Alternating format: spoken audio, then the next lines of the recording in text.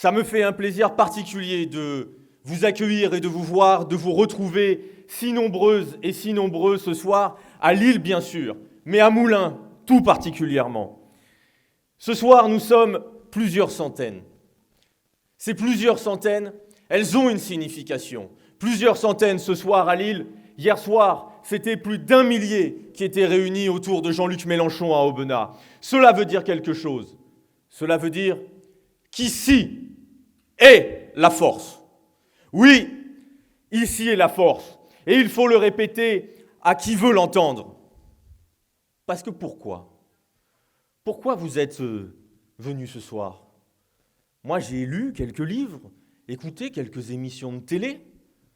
J'ai cru comprendre que celles et ceux qui s'acoquinaient avec la France insoumise, qui étaient militants, sympathisants, électeurs ou venaient dans une réunion, étaient quelque part un peu des imbéciles, des naïfs, de ceux qui répétaient en boucle la doxa. J'ai cru comprendre que, et peut-être c'est le cas de certains dans cette salle, des oreilles de loup poussées à l'arrière des crânes. Ils appelaient même ça la meute. Non, la réalité ce soir, c'est que vous êtes les courageux. Vous êtes les têtes dures. Vous êtes celles et ceux qui ne vous défilaient pas. Celles et ceux qui vous tenaient droit. Celles et ceux qui ne baissaient pas les yeux, qui vous battaient pour votre dignité, pour que le peuple soit respecté. Cette force qui est la force insoumise, qui se déploie partout, bien sûr, sur les marchés, en porte-à-porte, dans les tractages, mais aussi dans les mobilisations, dans les luttes, dans la rue, comme dans les actions de solidarité. Cette force, c'est d'abord celle d'hommes, de femmes, qui refusent d'accepter de vivre dans un monde où notre système économique détruit tout. Notre environnement, les corps, les travailleurs. Combien encore sont morts l'année dernière des accidents du travail ? Alors oui, gloire à ceux qui résistent et qui se tiennent droit. Et ça a été dit par Élodie et Lucas, mais je veux le redire. Je veux remercier toutes celles et ceux qui ont rendu possible l'événement de ce soir. Les militants, celles et ceux qui ont tracté, qui ont collé, fait des porte-à-porte, qui sont allés boiter, celles et ceux qui ont organisé la réunion, qui sont venus plus tôt pour coller les affiches, pour monter la scène, pour tirer des câbles. Et je veux adresser un salut tout particulier à notre service d'ordre. Et j'aimerais qu'on les applaudisse. Parce que oui, aujourd'hui, le travail qui est le leur tâche militante, est absolument indispensable pour faire face à la violence de ceux qui, aujourd'hui, nous menacent. Vous l'aurez compris, je parle de l'extrême droite. Oui, face aux assauts répétés d'un système à bout de souffle, nous tenons bon. Ils n'ont plus en face que la calomnie, la violence, l'autoritarisme pour se défendre. C'est qu'ils sont proches de craquer. Ça me fait plaisir, cette réunion publique ce soir, parce que nous avons des intervenants et des invités que je veux saluer particulièrement. Hugo, bien sûr, le député de la seconde circonscription, qui tient la dragée haute et regarde et se bat face à face avec Retailleau et Darmanin. Emma, évidemment, avec qui j'ai le plaisir de nouveau de partager la scène ce soir, et qui est une combattante hors pair, qui, au Parlement européen, regarde droit dans les yeux l'extrême droite, à commencer par Jordan Bardella, lorsqu'il est là. Faut préciser. Et puis, je voudrais saluer, parce que ça me fait un plaisir particulier, c'est un honneur pour nous de l'accueillir ce soir, et je pense qu'on peut l'applaudir, le coordinateur du mouvement La France Insoumise, Manuel Bompard. Je vous dis ça, attention. Je vous dis ça, attention, pas seulement parce qu'il serait le coordinateur et qu'il faudrait applaudir le coordinateur. Non, je vous dis ça parce que Manuel Bompard, Manu, il est le premier à aller tenir la tranchée partout, au moment où tout le monde nous insulte, à aller affronter les éditorialistes de plateau qui nous calomnient tant. Il est celui qui, chaque fois qu'il y a un mensonge, une contre-vérité ou une petite erreur, est capable de la débusquer.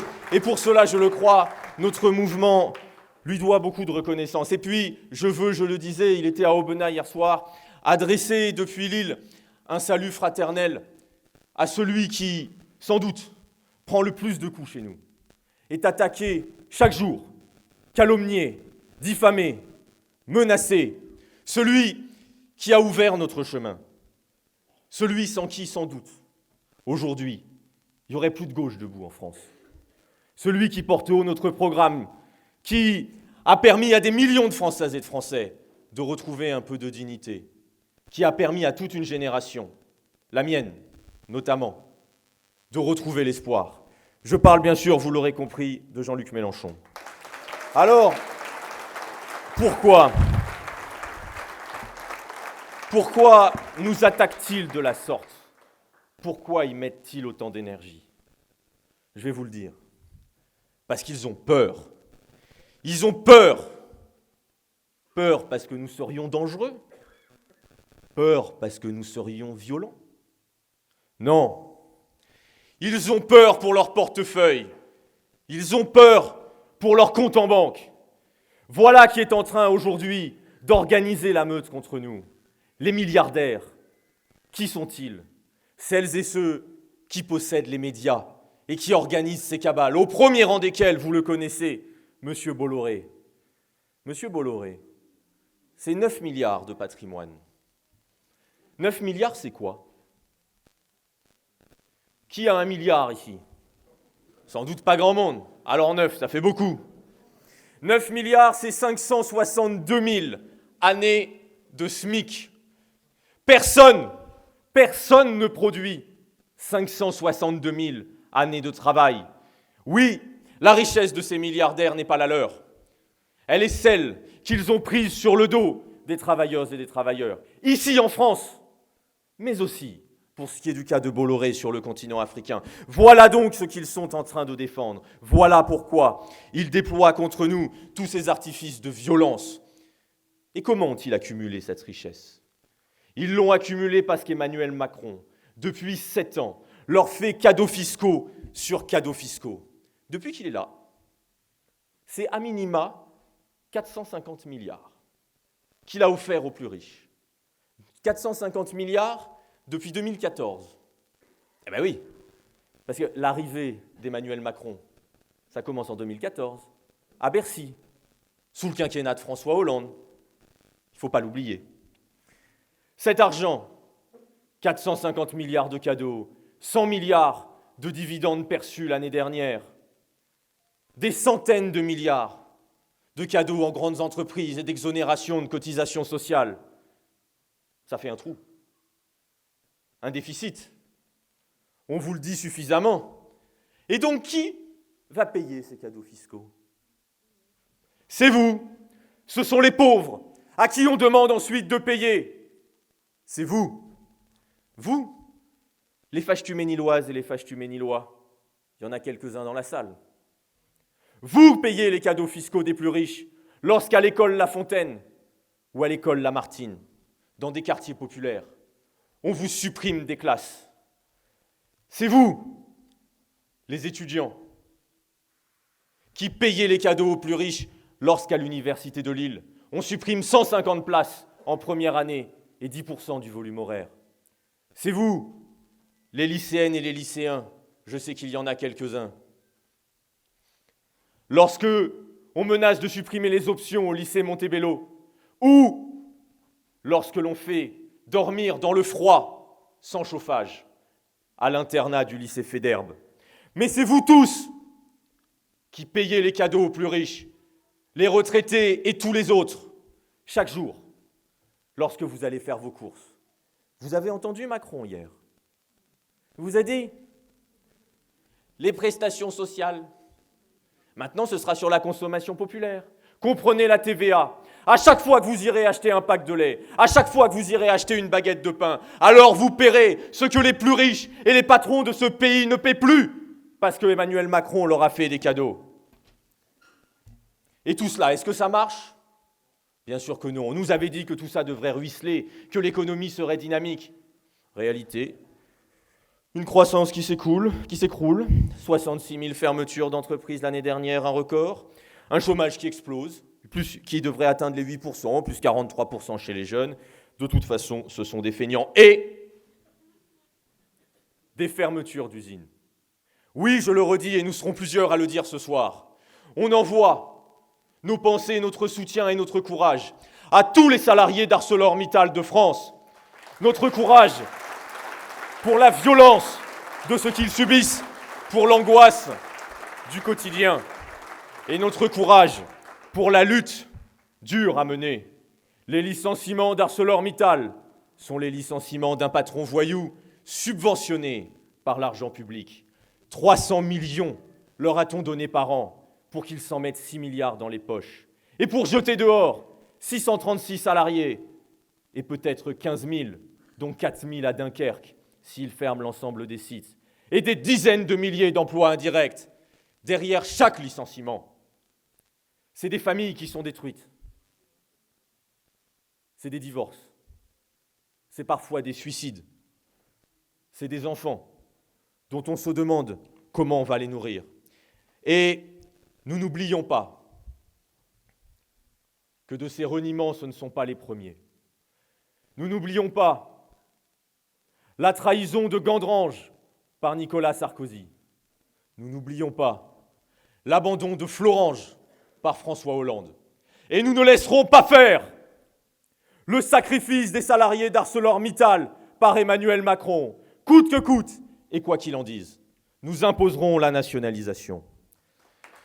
J'en termine parce que je dépasse mon temps, mais face à cette situation, comment font-ils pour tenir ?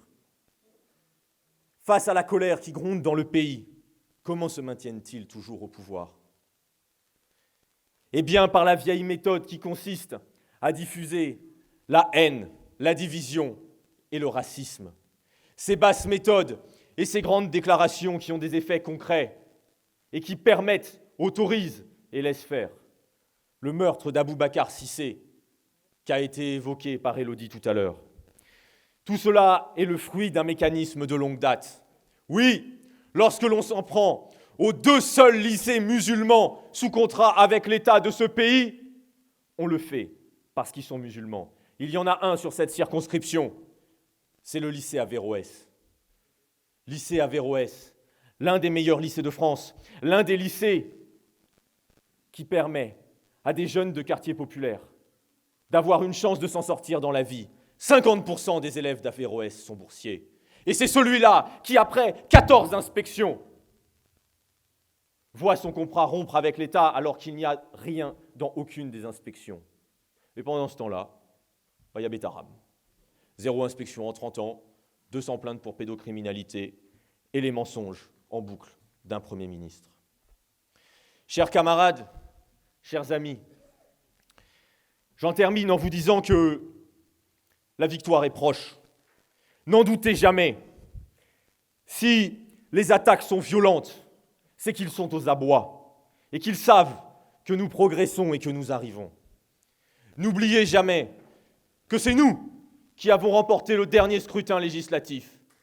N'oubliez jamais que c'est nous qui avons fait 1 million de voix supplémentaires aux élections européennes.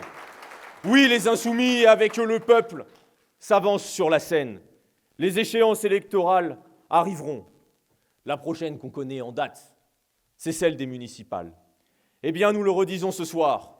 Oui, nous irons aux municipales pour l'emporter dans de nombreuses villes, y compris à Lille. Et nous le disons ce soir. Lille est une ville insoumise. Elle est une ville insoumise par ses votes. Mais Lille est une ville insoumise parce que Lille n'accepte pas le sort qui lui est fait par la Macronie. Lille est une ville insoumise parce qu'elle est une ville antifasciste qui n'accepte pas la diffusion du racisme. Lille est une ville antiraciste. Et il ne manque plus qu'à ce qu'elle soit insoumise sous son beffroi. Mais Lille, ville insoumise, ce n'est pas la victoire d'une étiquette ou d'un parti politique. Lille, ville insoumise, c'est l'entrée au conseil municipal et la reprise du pouvoir par le peuple tout entier, à commencer par les quartiers populaires qui tout longtemps ont été oubliés. Suivront d'autres élections où je sais que nous serons en capacité de l'emporter. Oui, le peuple surgira sur le devant de la scène et rien rien ne peut arrêter un peuple qui a décidé de se lever pour sa dignité. Je vous remercie.